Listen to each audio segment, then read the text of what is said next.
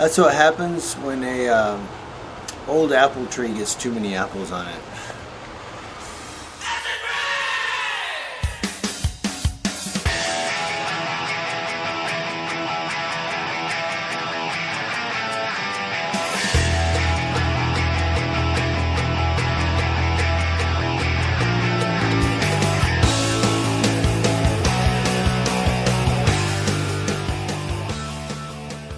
I was going to do a Paul Newman tribute video, but I don't really know what to do.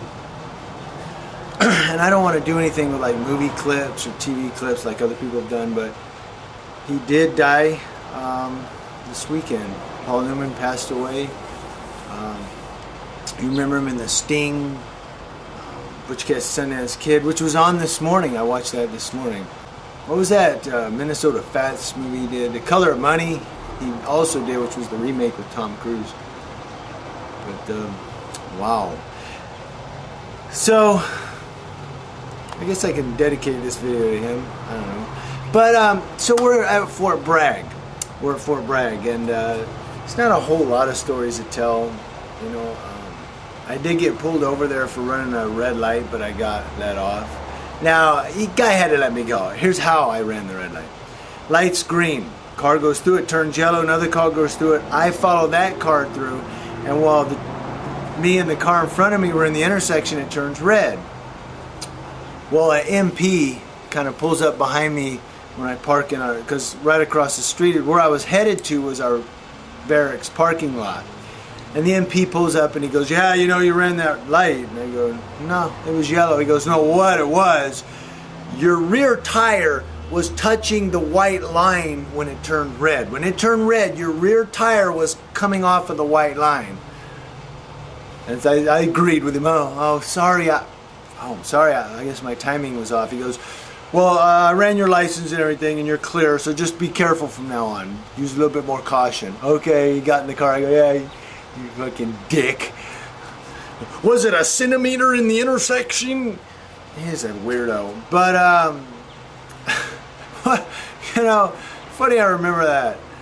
That was Fort Bragg for you. I hated the MPs there. They were assholes. They were dicks. So speaking of MPs, every morning, or like 6:30 to 8 or so, they would have certain intersections where the MPs would direct traffic. You know, stop the cars, bring the cars forward so that they could let people run through. The units, you were running PT, you'd run through and so forth. They would stop all the cars and let the units go through. When the units were gone, they would start the cars again. Well, they had one MP in the middle of the intersection, and then they had a second one at each crosswalk, and they were like actually holding the cars.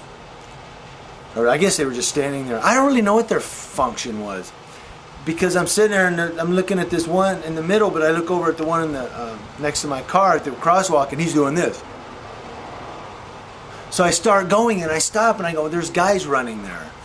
And the one in the middle gets all mad. "Watch me, watch me." I go, "Yeah, well, what about dumbass here going, 'Come on, guys.'" You know, so you're getting mixed signals from these guys, and they were really stupid. So I wanted to take a baseball bat and beat the hell out of them. You seen Rush Hour 3 with Chris Rock? Yeah, think that's what it was. The beginning. Boy, wasn't that a disaster film. So not a whole lot of stories to tell. Why didn't I ever go airborne? We had ground rods. They were 6-foot steel or aluminum poles. I think they were steel. And you have to bend them back and stuff. But you drive them into the ground, and then you take this strap, and metallic strap, and you would put it on your vehicle, and then you would put it on the rod, grounding strap. So if there was like lightning or anything, or some of the communications vehicles had a lot of electricity in them, and they were grounded to the ground. Okay, which actually was important, because we were on a hilltop one time. It was all rocky. I mean, literally rocks under the ground, and it was just nothing but rocks, not a whole lot of dirt. It was weird. The ground rods went in really easy, and we were like, "Hey, this is great," because they're suckers. If you had hard ground, it could take, you had to swing that sledgehammer, and it could take you, you know, an hour to put a ground rod in the ground. Well, guess what? Oh yeah, and so on the one with the rocky hill, you know, I touched the tailgate and I felt the electricity going up my arm. It was kind of really weird. You could just feel the vibration. It was like, whoa, bad ground. And our captain had us move. We literally had to move to another hill because it was just, everybody was getting shocked and everything. But to pull them out of the ground, you had to beat them and beat them and beat them and pull. And here I am, muscle man, you know, I'm straddled over this ground rod going, and embarrassing as it is, I got a hernia. So I had what's called an inguinal hernia. Inguinal hernia is right around the abdomen, the pelvic area actually. And so I had to get surgery, so I went in and I got an operation to fix it.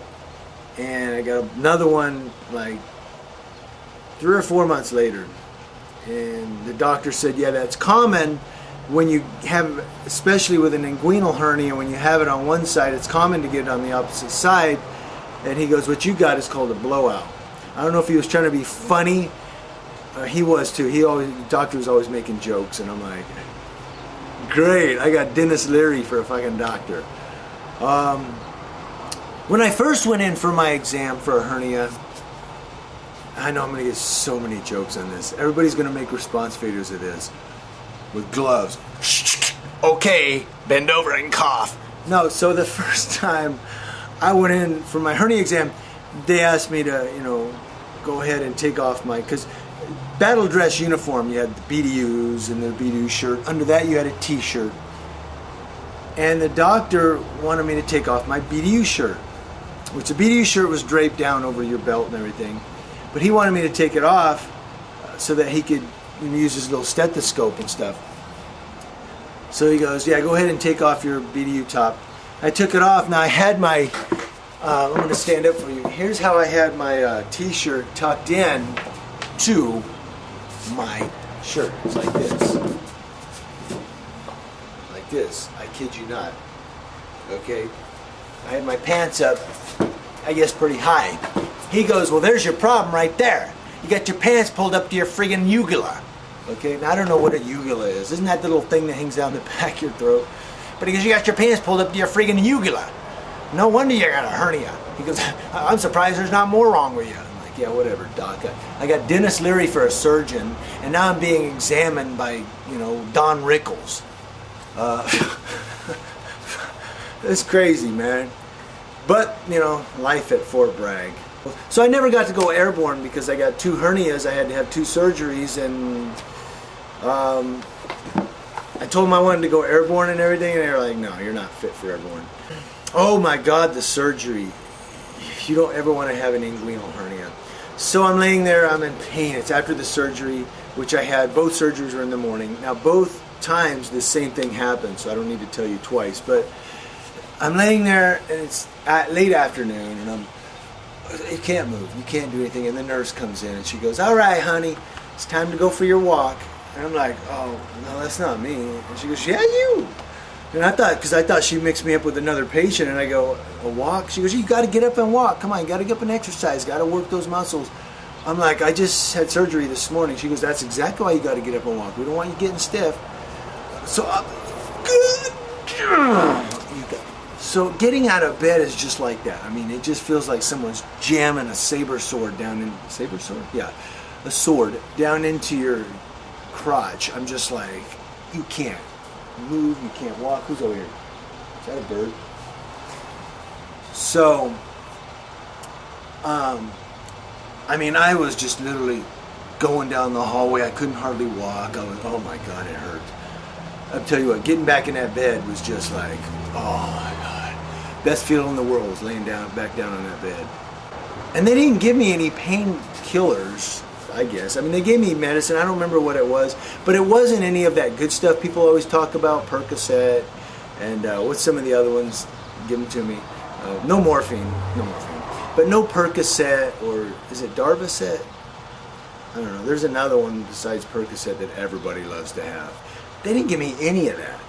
I think they gave me ibuprofen. They did give me ibuprofen, I remember that. I don't remember what else they gave me, but none of the good stuff. You know, I never really got the good stuff. I never get the good stuff. I always get ibuprofen. I missed going to Panama. Now, my unit went to Panama to get Noriega.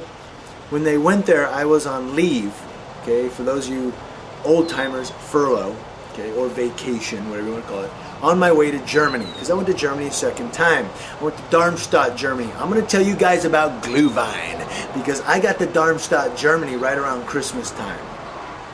I don't remember if it was before or after, but I'm going to tell you what, it was winter time and they were drinking Glühwein. Oh yeah, I miss me some Glühwein. So I'll tell you guys about that, and I'll tell you about Germany starting next week. My second trip to Germany wasn't that eventful. It was kind of uneventful. It was. I mean, it wasn't. But I got some stories to tell you. Had a first sergeant there that I wanted to punch in the mouth, and I'll tell you guys about that too. Yeah. I mean, he could be a nice guy at times, and then other times he was a real dick.